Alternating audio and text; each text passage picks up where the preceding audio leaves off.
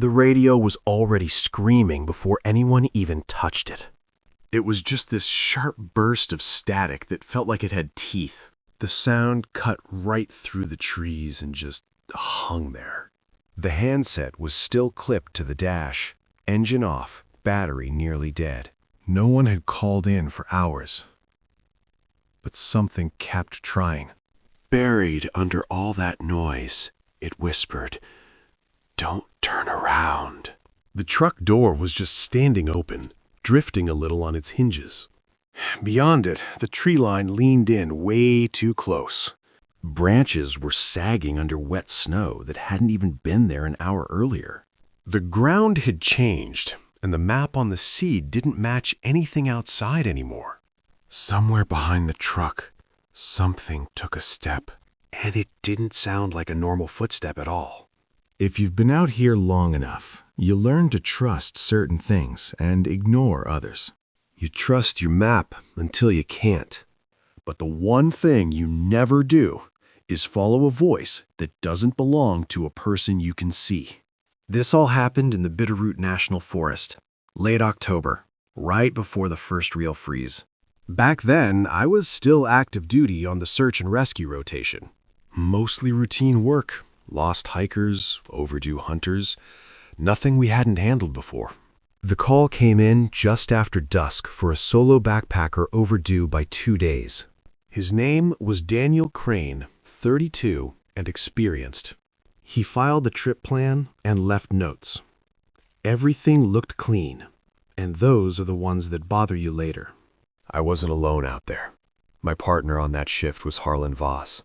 He was an old-timer with 15 years in the field. Harlan had this way of going quiet at the wrong moments, like he was listening to something the rest of us couldn't hear. We rolled out just before midnight with no air support. The weather was turning fast and visibility was dropping. It was going to be a slow, methodical ground search in the dark. Harlan didn't say much during the drive. He just kept adjusting the radio, scanning channels that shouldn't have had any traffic. Then, out of nowhere, he asks me, "Ever hear of path looping?" We hit the last accessible road right around 2 a.m. Snow was coming down steady by then. The kind of snow that just erases everything. We parked, grabbed our gear, and headed in. At first, everything felt totally normal. The woods get this heavy, insulated quiet when the snow settles in the canopy. Our headlamps were just cutting these narrow tunnels through the dark. The trail was still pretty easy to follow. We found Crane's first sign about a mile in. It was a trekking pole, snapped clean near the handle, just sitting there, half buried in the snow. No blood, no signs of a struggle, nothing. Harlan crouched down next to it, but he didn't touch a thing. He just stared at it for a second. He told me people don't drop gear like that. Not unless they're running. Another half-mile up, we found his pack. Propped against a tree, like he just set it down for a minute. The zipper was open, but all his food and water were still there. The snow around the tree was all trampled, like he'd been spinning in circles. That's exactly when the radio started acting up. At first, there was just static, which is pretty normal out here. But then it got patterned. It was this weird, repeating rhythm that didn't make any sense. Harlan stopped dead in his tracks and just tilted his head. He looked at me and asked if I heard it. I did. Man, I really wish I could say I didn't. Protocol says you mark the spot, call for backup, and wait for the sun. But Harlan was already pushing ahead. He was following something I couldn't even see. He just kept saying the guy couldn't be far. About 2 miles in, the trail started to feel wrong. The trees were suddenly packed way too tight together. The hills didn't match the topo map at all. Even the creek we were supposed to cross just wasn't there. I checked the GPS and the coordinates were just drifting. I told Harlan we were off the path. I figured we'd finally turn back, but he just looked at me and said, "No." The path moved. That should have been the exact moment we turned back. Instead, we made the worst call of our lives and kept going. We pushed deeper into those shifting woods, and the silence just got heavier. We finally found Daniel Krane just before dawn, or at least something that looked like him. He was standing perfectly still between two trees, facing away from us. No movement, no sound, just there. I called out his name, hoping for some kind of reaction. Nothing. Not even a flinch. It just stood there, anchored in the snow like a statue. Harlan moved first, taking slow, deliberate steps. I followed right behind him, keeping my light locked on the guy. That bright blue jacket stood out so sharply against the dark woods. As we got closer, the details started to resolve. The jacket matched the description perfectly, but it hung completely wrong, like it wasn't sitting on a real human body. Harlan stopped and called out his name again, louder this time. The figure didn't turn around. Instead, its head just tilted. At this slight, impossible angle, like it was adjusting its perspective. Then it spoke. It said we were late. It was the exact same distorted voice from the radio. My chest tightened up, and Harlan just whispered, "That's not him." The figure finally began to turn around, but it didn't move all at once. It moved piece by piece, shoulders first, then the torso, with the head lagging behind like a broken toy. When the face finally came into view, the light didn't land on it right. The features were there, but they wouldn't hold their shape. They just kept shifting and blurring, like looking at a reflection on disturbed water. Harlan immediately stepped in front of me, telling me to stay back. The thing took a single step toward us, and right then, the snow under our boots softened. It dipped down, like the ground itself was just giving way. Harlan told me not to move a muscle. Then the radio on his vest just crackled to life on its own. That same distorted whisper bled through the static, telling us not to turn around. Right after the radio spoke, I heard something heavy moving right behind us. I knew the rules, and I knew what Harlan just said. But when something's that close in the dark, your body just reacts, and I turned around. The trail we just walked up was completely gone. In its place was this dense, dark wall of trees, pressed together like a cage. Just beyond the reach of my light, these unnatural shapes were shifting around in the dark. Harlan snapped at me to keep my eyes forward, snapping me out of it. I whipped back around just in time to see the figure reaching out. It wasn't reaching for us, but grabbing at the empty space right between us. Harlan wasn't backing down at all. He raised his flashlight and aimed the beam right into that thing's shifting face. With his voice full of grit, he demanded to know where Daniel was. The figure stopped and just looked at Harlan. Then, its blurry face twisted into what I can only describe as a smile. In that same distorted voice, it just said he was still walking. Everything went completely wrong all at once. The radio started screaming with a dozen overlapping voices, all begging us not to turn around. Before we could even react, the ground beneath us just gave way. It wasn't a normal fall. It felt like the world just reformed around us. We slammed down, but the snow and the cold were totally gone. Instead, we were knee-deep in wet, decaying leaves and slick mud. I scrambled up, coughing in this heavy air, and realized that the figure was completely gone. Harlan grabbed my arm super hard, his eyes wide with a panic I'd never seen before. He didn't explain, he just told me we had to move right now. We ran blindly through the dark, totally ditching our training. The forest around us wouldn't stay still. with trees shifting and the muddy ground sloping at crazy angles. It felt like trying to navigate a nightmare that didn't want to be mapped. As we pushed through those twisted woods, the radio on Harlan's vest started acting up again.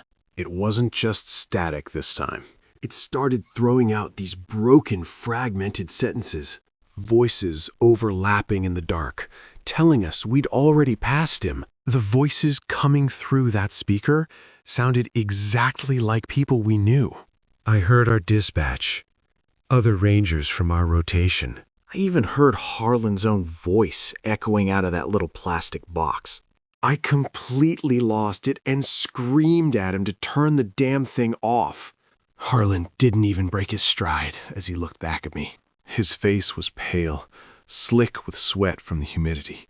He yelled back over the noise of our boots that the radio wasn't even turned on. We just kept running, desperate to find anything familiar. Suddenly, we broke through a dense line of twisted trees. We stumbled out of the mud and right onto a road. Sitting there in the dark was our search and rescue truck. It was parked in the exact same spot, with the door still hanging wide open. But as my eyes adjusted, that wave of relief instantly vanished. The heavy snow that had been falling all night was completely gone. The ground around the truck was just bare, dry dirt. It looked like it hadn't seen a single drop of weather in weeks. I muttered out loud that something wasn't right, but Harlan didn't say a single word in response. He just stood there, staring at the vehicle, his jaw clenched tight. He knew the impossible reality of what we were looking at better than I did. Before either of us could take another step, the radio inside the truck lit up. A harsh amber glow spilled out of the empty cabinet, and that same distorted, impossible voice whispered through the open door, telling us once again not to turn around. Right on cue, the sound of footsteps echoed from the darkness behind us. They were slow, measured, and completely out of sync with our breathing. Harlan immediately reached down for his sidearm. He ordered me to get in the truck without asking any questions. I didn't hesitate for a second.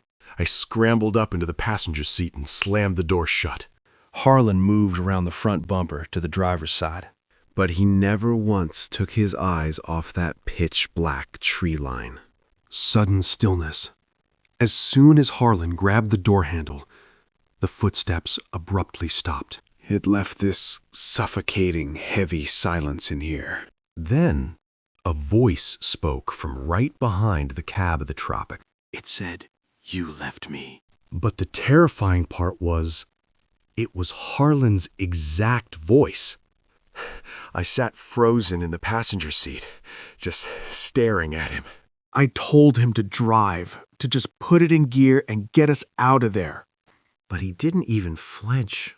The voice came again, closer this time, right against the metal of the cab. It said, "You left me. You always do." I watched his knuckles go white as he gripped the handle. I knew what he was about to do before he even moved. I called his name, begging him not to do it. But he just pulled the handle and stepped away from the truck. He didn't run, and he didn't even draw his weapon. He just turned around to face whatever was standing in the dark behind us. He looked like a guy who finally stopped running. From the passenger seat, I couldn't see it fully. Just a glimpse of something shifting at the very edge of the headlights. It moved like a person, trying to remember how to be one. Harlan didn't yell or try to fight. He just took one slow, deliberate step forward into the darkness. Then he took another, walking right toward that impossible thing. The voice whispered from the shadows, saying, "I'm right here." And just like that, Harlan was gone. He wasn't dragged off. It was like he stepped into a space that just closed behind him. I sat there in the truck and waited. I don't even know for how long. Maybe minutes, maybe hours. The radio went completely dead, and the forest settled back into this suffocating silence. Eventually, my survival instincts kicked in, and I put the truck in gear. I drove back down that dirt road, leaving my partner behind. I was just desperate to get back to a world that made sense. They sent out full search teams at first light. They combed the snowy woods and found the broken pole in the backpack. But there was no sign of Daniel or Harlan. Bitter irony. The official report just listed them as missing. The official report listed them both as missing, presumed dead. They called it exposure and disorientation. Standard explanations that look nice on paper. But they didn't find what I saw out there. And they sure didn't hear what I heard. A few months later, I went back out there. I was off duty, no radio, no partner. Just me and a map I didn't even trust anymore. I had to see it for myself. So the trail was exactly where it was supposed to be. The creek, the landmarks, everything was perfectly normal. There was no sign of any disturbance. No sign of the shifted force. And no sign of them. But about a mile in, I found something. Right there in the snow. A set of footprints. They were fresh. And they led straight off the trail, deep into the trees. I followed those tracks for a little while. Not too far, just enough to see something was wrong. The strides were uneven, dragging in places. They didn't belong to any pattern I understood. At one point, the tracks did something impossible. They doubled back, but not in a loop. The prints overlapped perfectly. Like two sets of feet occupying the exact same space, moving in opposite directions. I stopped right there. I stared into those quiet woods and felt my chest tighten. I knew better than to push my luck. I didn't go any further. On my way back, I heard it again, faint this time, almost gone. A whisper telling me not to turn around. I kept my eyes locked forward. I didn't turn that day, and I haven't since. But sometimes, late at night, my truck radio catches static it shouldn't. I'll listen close, and I can hear something under the noise. Not words exactly, just the shape of a voice. When the signal clears, it sounds like someone is still walking out there, trying to catch up. And it sounds like they're getting closer. Step by step, just out of sight, waiting for the moment I finally forget and turn around. You look out over the Bitterroot at dawn, and it's just breathtaking. It's this endless ocean of green and white. But when you know what's under that canopy, it changes how you see it. We don't do this job because it's easy. We do it because when someone gets lost in the dark, they need a lifeline. Every time we gear up, it's a promise. A promise that we're coming for them. I still stare at these topo maps every single day. Hundreds of miles of trails and thousands of miles of just nothing. It really puts things in perspective. Makes you realize how small we actually are. People come out here to get away from the noise. They're looking for that perfect, profound silence. But you gotta respect that silence. Because if you don't, the woods have a way of taking it from you. I think about Harlan every time I stand at the edge of the trees. He understood this place better than anyone I ever met. Sometimes I wonder if he even got lost at all. Maybe he just finally listened to what it was saying. The radio stays pretty quiet most days now. In the daylight, it's just a tool. But when the sun goes down and the snow starts falling, it's the only tether we've got left. There's this majestic beauty out here that you just can't explain. It's ancient. It doesn't care about our problems. And honestly, that's kind of what makes it so inspiring. We're just passing through a place that's been here forever. Even after everything, I still put the jacket on. The fear doesn't go away. You just learn to carry it. Because as long as folks keep wandering into the dark, somebody's got to be willing to go in after 'em. When I walk into the woods now, it's with pure respect. I don't look over my shoulder anymore. I don't try to map the things that don't want to be mapped.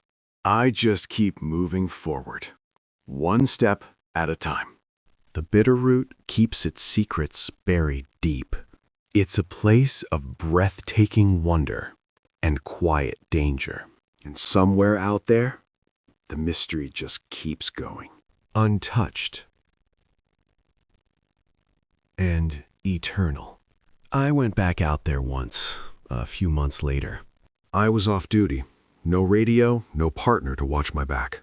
Just me and a map I didn't even trust anymore.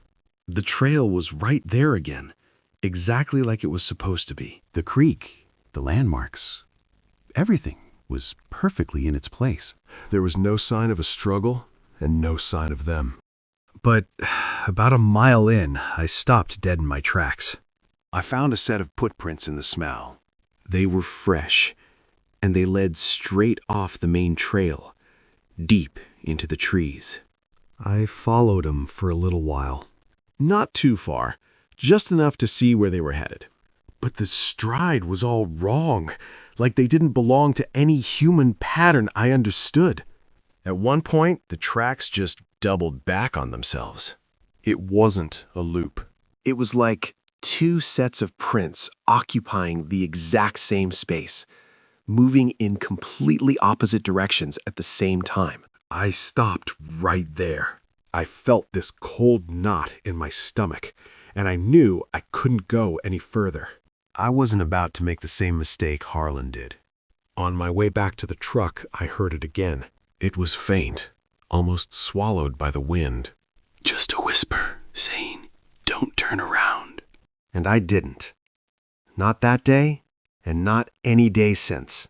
But sometimes, late at night, the radio in my truck catches static when it shouldn't. And if I listen close, I can hear something buried under the noise.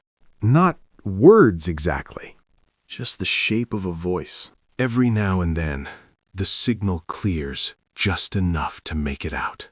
It sounds like someone is still walking out there in the dark, like they're slowly trying to catch up to me. And the worst part is, sometimes it sounds like they're getting closer, step by step, just out of sight, matching my pace. Just waiting for the moment I finally forget and turn around.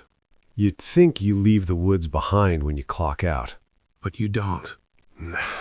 The cold kind of just settles into your bones, you know? It stays with you. Every time I look in that rearview mirror, I'm half expecting to see him, just standing there on the blacktop, waiting in the dark. The static on the radio isn't just noise anymore. It's a reminder, a tether to whatever we woke up out there in the trees. I still patrol the edges of the Bitterroot. I still do my job. But I don't go deep anymore. Not like before. I know better now. Some nights the wind hits the cabin and it sounds exactly like boots crunching in the snow. Heavy, deliberate steps. Right outside my window. I catch myself freezing up, hand on the doorknob, just listening, waiting for that distorted voice to whisper through the cracks, telling me I'm late. People ask what happened to Harlan. I tell them the official story. It's just easier than trying to explain a forest that shifts and swallows you whole. But I know he's still out there, walking that impossible path, caught in whatever twisted loop we stumbled into that night. So I keep my eyes forward, always forward, because the second you let your guard down, the second you let the fear win, and that's when you finally turn around. And I'm never gonna make that mistake. I'm just gonna keep driving.